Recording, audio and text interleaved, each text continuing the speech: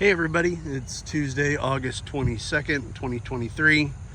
Emily and I got back from North Carolina. We went to attend her brother's Marine Corps retirement ceremony. When we got back, Nick had got the culverts done, or the mitered ends redone. Overall, looks pretty good with concrete. Looking at it, I kind of wondered, you should have maybe put in, boards there to form that up a little bit better. But I guess in reality, when the grass starts growing back, it's not going to really matter. But either way, this should stop all the erosion. Sorry about the swing. Got this side done as well.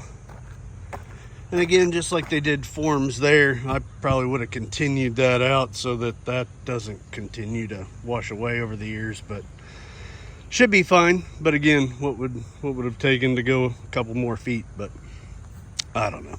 Like I said, overall, it's pretty good. So we did have a meeting with the county commissioner, so Austin Hosford, and the county manager, about taking over the road to make it go from a private road to a public road, and then they'll maintain the road after that. They said they even mow, but the downside is they don't mow as often as we'd probably like. So we're supposed to have a homeowners meeting here a little less than a month, like 3 weeks away, to discuss that and see if we want to turn this private road over to a county road. What I'm doing is coming back here to show you that there's some debris piles. So Nick's crew, they wanted to cut that tree back even more where I cleaned up. So he asked me if I could move it, and no big deal. So there's a pile there, and then a great big pile of pine limbs here that was hanging up over there, which I've been meaning to try to cut down for a while, but I'm just too lazy to bring a extension ladder up here and try to cut that thing down. So they got that down. And again, this looks pretty good. So nice surprise to come home to see this is done and looks pretty good. So again, thank you, Nick and your crew. Looks pretty awesome. Let's see what else we get into today. Now those 3 piles of debris ended up being about 7 loads of debris with the bucket with the tractor. And where our burn pile is now is way back here, where I had to go with each load. There's Emily checking on her bees. So I had to drive the tractor all the way up there, load up that debris, and drive back and forth at a nice slow pace about 7 or 8 times to get rid of all that dirt, or debris, sorry.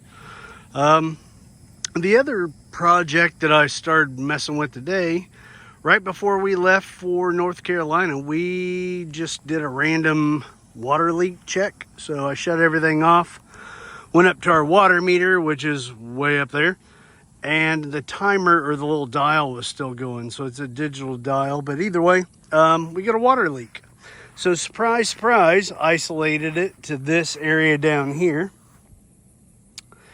The valve to shut off and isolate this area is up there.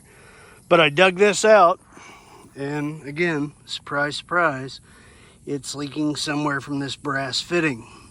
If you guys have seen the previous videos, I've already had to replace 2 of these because of, I don't know, the brass keeps failing. So I got to dig this thing up. I got to dig it probably back to here so that I can pull up the PEX plumbing. But I'm going to do that in the morning. Today's just been one of those hot days out here, but to be continued. It's now Wednesday, August 23rd. I woke up this morning, really wasn't looking forward to digging up this water line. And then after the coffee kicked in, I woke up and realized I don't need to dig, I just got to hook the backhoe up. So that's what I did. Got the backhoe hooked up on this thing. It really probably takes as long to hook that up as it would have been to dig this hole, but either way, got a backhoe, might as well use it. So I just walked from turning the water on because we've got a shut off to this area, or an isolator, I guess. But there you have it, folks. You can see where it is split and where it is leaking. If you guys watched the past videos, you know that this is now the third one of these that has done that.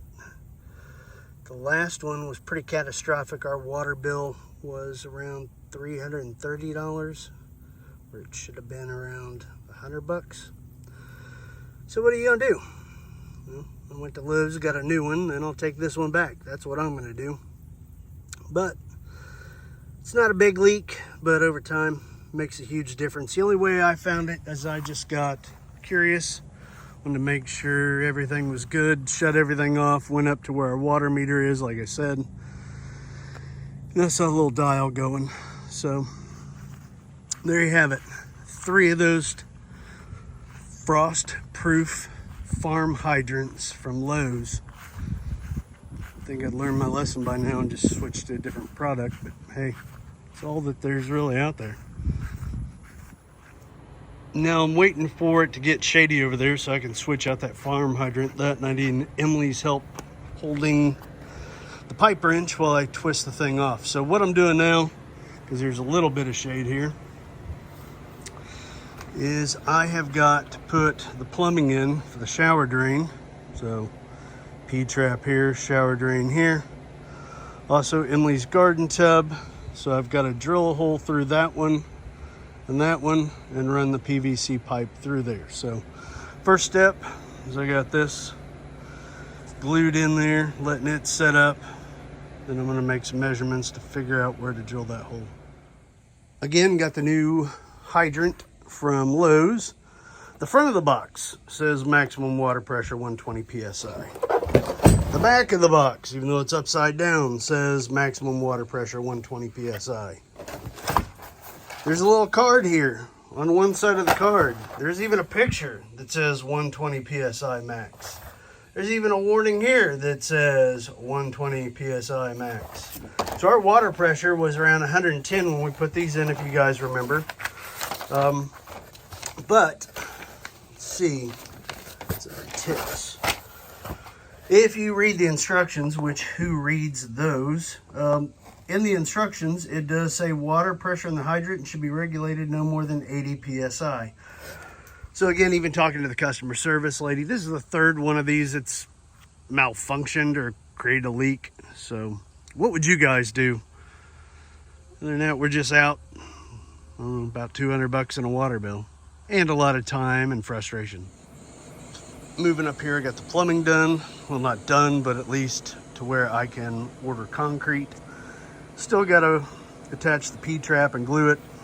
I think I'm going to take blocks.